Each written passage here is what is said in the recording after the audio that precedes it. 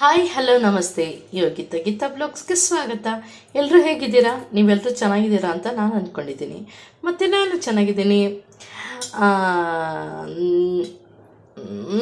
Shirt ಏನು ಹೇಳಬೇಕು ಅಂತ ಸಡನ್ನಾಗಿ ಮರ್ತೇ ಹೋಯ್ತು. ನೆನ್ನೆ ಬದನೆಕಾಯಿ ಗೊಜ್ಜು ಮಾಡಿದ್ದೆ ಅಲ್ವಾ, ತಿರ್ಗಾ ತರಕಾರಿ ಸಾರು ಇಷ್ಟ ಆಗಿಲ್ಲ, ಬೇಡ ಅನ್ನಿಸ್ತು. ಅದಕ್ಕೆ ರಸ ಮಾಡೋಣ, ಸಿಂಪಲಾಗಿ ರಸ ಮಾಡೋಣ ಅಂತ ರಸ ಮಾಡ್ತಾಯಿದ್ದೀನಿ.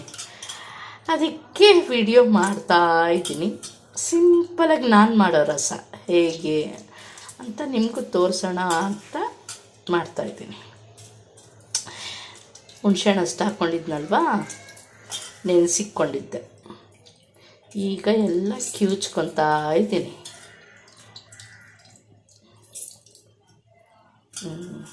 ನೋಡಿ, ಎಲ್ಲ ಕಿವುಚ್ಕೊಂಡೆ. ಓಕೆ, ಮತ್ತು ಟೊಮೆಟೊ ಹಣ್ಣು ವಾಶ್ ಮಾಡಿಟ್ಕೊಂಡಿದ್ದೇನೆ. ಇದನ್ನು ಇದು ಅಷ್ಟೆ ಕಿವುಚ್ಕೊತೀನಿ. ಚೆನ್ನಾಗಿದೆ, ಏನಿಲ್ಲ, ಉಳುಕು ಅದೆಲ್ಲ ಇಲ್ಲ. ಕಿವುಚ್ಕೊಂಡ್ರೇ ಚಂದ ರಸಕ್ಕೆ. ಯಾವತ್ತೂ ಅಷ್ಟೇ ಕಟ್ ಮಾಡೋದು ಹಾಗೆಲ್ಲ ಮಾಡಬಾರ್ದು. ಹಿಂಗೆ ಚೆನ್ನಾಗಿ ಕಿವುಚ್ಕೊಂಡ್ರೆ ಚೆನ್ನಾಗಿರುತ್ತೆ ರಸ.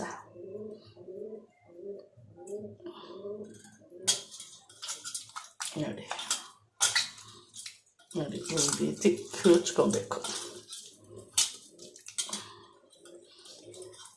ರಸಮ್ ಪೌಡ್ರೆಲ್ಲ ಹಾಕ್ತಾರೆ, ಆದರೆ ನಾನು ಹಾಕಲ್ಲ, ರಸಮ್ ಪೌಡ್ರ್ ಹಾಕಲ್ಲ.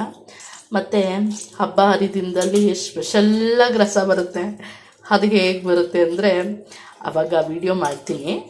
ಮಾಡೋ ಮುಂಚೆ ಅದ್ರ ಬಗ್ಗೆ ಹೇಳ್ತೀನಿ ರೀ.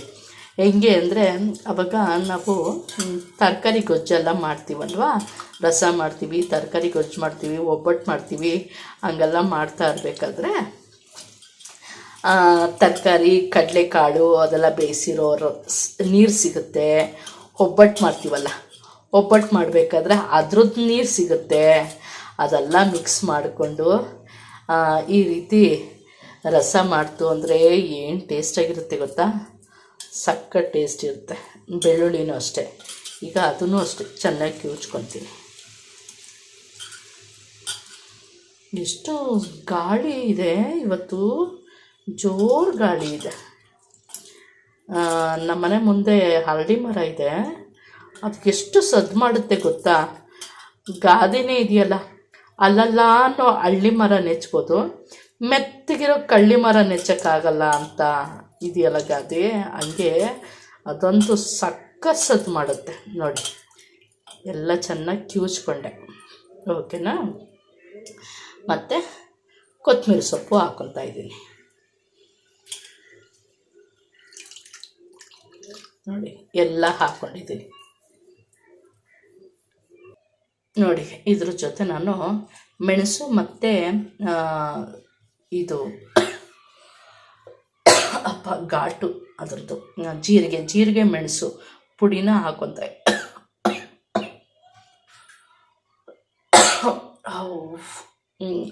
ಇದ್ದೀನಿ. ಇಷ್ಟು ಪುಡಿಯಾಗಿ ನಾನು ಪೌಡ್ರ್ ಮಾಡಿಕೊಳ್ಳಲ್ಲ. ಇದು ಕೆಲಸಕ್ಕಿಂತ ಒಬ್ರು ಇಟ್ಕೊಂಡಿದ್ದೆ ನಾನು. ಹುಷಾರಿರಲಿಲ್ವಲ್ಲ, ಆ ಟೈಮಲ್ಲಿ ನನಗೆ ಊಟ ಸೇರ್ತಾ ಇರಲಿಲ್ಲ, ಕೆಲಸ ಮಾಡೋಕ್ಕಾಗ್ತಾ ಇರಲಿಲ್ಲ. ಅದಕ್ಕೆ ಅಡುಗೆ ಮಾಡೋಕ್ಕೆ ಮತ್ತು ಎಲ್ಲ ಪ್ರತಿಯೊಂದು ಕೆಲಸ ಮಾಡ್ಕೊಳ್ಳೋಕ್ಕೆ ನಾನು ಕೂತಿ ಜಾಗದಲ್ಲಿ ಊಟ ಕೊಡಬೇಕು ಅನ್ನೋ ಲೆವೆಲ್ಲಿದ್ದೆ ಅಲ್ವಾ. ಆ ಟೈಮಲ್ಲಿ ಅವ್ರನ್ನ ಇಟ್ಕೊಂಡಿದ್ದೆ. ಅವರು ಪುಡಿ ಮಾಡಿಕೊಂಡಿರೋದು ಈ ರೀತಿ ಪುಡಿ ಮಾಡಿಕೊಂಡಿದ್ದಾರೆ. ಸಾಕು, ಜಾಸ್ತಿ ಖಾರ ಆಗುತ್ತೆ. 1.5 ಸ್ಪೂನ್ ಹಾಕ್ಕೊಂಡಿದ್ದೀನಿ. ಓಕೆ, ಈಗ ಒಗ್ಗರಣೆ ಕೊಡೋದು ಅಷ್ಟೇ ಬಾಕಿ. ಪಾತ್ರೆ ಇಟ್ಕೊಂಡಿದ್ದೀನಿ. 1 ಸ್ಪೂನು ಅಲ್ಲ, ಇಷ್ಟೇ ಸಾಕು. ಎಣ್ಣೆ ಜಾಸ್ತಿ ಹಾಕ್ಕೊಳ್ಳಲ್ಲ ನಾನು. ಎಣ್ಣೆ ಕಾಯಿಟ್ಟಿದ್ದೀನಿ. ಮತ್ತು ಈಗ ಸಾಸಿವೆ ತೊಗೊಳ್ತೀನಿ. ಎಣ್ಣೆ ಕಾಯಿಲಿ ಒಂಚೂರು. ಮಳೆ ಬಂತೇನೋ ಅನ್ನೋ ಫೀಲ್ ಇದೆ ನನಗೆ. ಬಟ್ಟೆ ಎಲ್ಲ ವಾಶ್ ಮಾಡಿ ಮಡಗಿದ್ದೀನಿ, ಅದಕ್ಕೆ ಭಯ. ನೋಡಿ, ಹಾಕ್ಕೊಂಡೆ.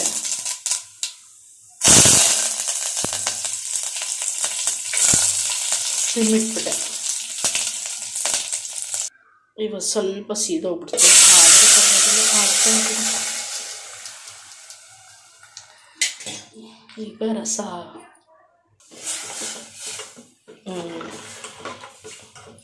ಈಗ ಕುದಿಯಕ್ಕೆ ಬಿಡ್ತೀನಿ. ಹಿಂಗೆ ಸೀದಿಲ್ಲ ಅಂದಿದ್ರೆ ಒಂಚೂರು ಚೆನ್ನಾಗಿರ್ತಿತ್ತು. ಯಾಮಾರ್ಬಿಟ್ಟೆ. ಹೋಗ್ಲಿ ಬಿಡಿ, ಏನು ಮಾಡೋಕ್ಕಾಗುತ್ತೆ ಅಲ್ವಾ.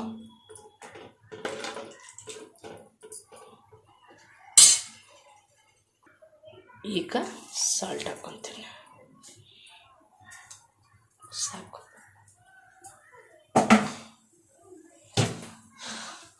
ಸ್ವಲ್ಪನೇ ಮಾಡ್ತೀನಿ, ಯಾಕಂದರೆ ಮಕ್ಳುಗಳು ಪಾರ್ಸಲ್ ತಂದುಬಿಡ್ತಾರೆ, ಆಮೇಲೆ ತಿನ್ನೋರು ಯಾರೂ ಇರಲ್ಲ. ಅದಕ್ಕೆ ಪಾರ್ಸಲ್ ಜೊತೆ ರಸಮ್ ಒಂದಿರಲಿ ಅಂತ. ಬೆಳಿಗ್ಗೆ ಚಿತ್ರಾನ್ನ ಮಾಡಿದ್ದೆ. ನಾನು ಜೀರಿಗೆ ಮತ್ತು ಮೆಣಸು ಹಾಕಿದ್ನಲ್ವಾ, ಅದು ಹಾಕಿದಾಗ ಖಾರ ಇರುತ್ತೇನೋ ಅಂತ ಅಂದ್ಕೊಂಡಿದ್ದೆ. ಈಗ ಟೇಸ್ಟ್ ಮಾಡಿ ನೋಡಿದೆ, ಟೇಸ್ಟ್ ಚೆನ್ನಾಗೇ ಇದೆ. ನೋವರಿ ನೋಡಿ, ಘಮ ಘಮ ಘಮ ಅಂತ ಇದೆ.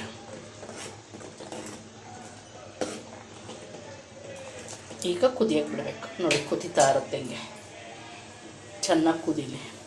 ಹಾಗಂತ ಜಾಸ್ತಿನೂ ಕುದಿಸ್ಬಾರ್ದು, ಎಷ್ಟು ಕುದಿದ್ರೆ ಸಾಕು. ಕುದೀತಾ ಇರಲಿ. ಇಷ್ಟೇ ನಾನು ಮಾಡೋ ಸಿಂಪಲ್ ರಸ ನೋಡಿ. ಈ ಚಳಿಗಾಲಕ್ಕೆ ಸಖತ್ತಾಗಿರುತ್ತೆ ರಸ ಮಾತ್ರ. ಆದರೆ ಇನ್ನೊಂದೇನು ಗೊತ್ತಾ, ನೈಟು ತಿಂದ್ಬಿಟ್ಟು ಮನ್ಕೊಂಡ್ರೆ ಬೇಗ ಜೀರ್ಣ ಆಗಿಬಿಡುತ್ತೆ. ಮಧ್ಯರಾತ್ರಿ ಹೊಟ್ಟೆ ಹಸಿಯುತ್ತೇನೋ ಅನ್ನೋ ಒಂದು ಭಯ ಬೇರೆ ಇದೆ ನನಗೆ. ಆಯಿತು ನೋಡಿ ರಸ. ನಿಮಗೆ ಈ ರಸ ಇಷ್ಟ ಆದಲ್ಲಿ ಲೈಕ್ ಮಾಡಿ, ಕಮೆಂಟ್ ಮಾಡಿ, ಹಾಗೆ ಶೇರ್ ಮಾಡಿ, ಹಾಗೆ ಸಬ್ಸ್ಕ್ರೈಬ್ ಕೂಡ ಮಾಡಿ. ಆಮೇಲೆ ಶೇರ್ ಮಾಡಬೇಕಾದ್ರೆ ಹೇಳಿ, ಸ್ವಲ್ಪ ಒಗ್ಗರಣೆಯಲ್ಲಿ ಒಣಮೆಣಸಿನ್ಕಾಯಿ ಸೀಸ್ಬಿಟ್ರು ಅಂದ್ಬಿಟ್ಟು ಇನ್ನೆಲ್ಲ ಓಕೆ ಆಗಿರುತ್ತೆ. ಹಂಗೆ. Thank you so much.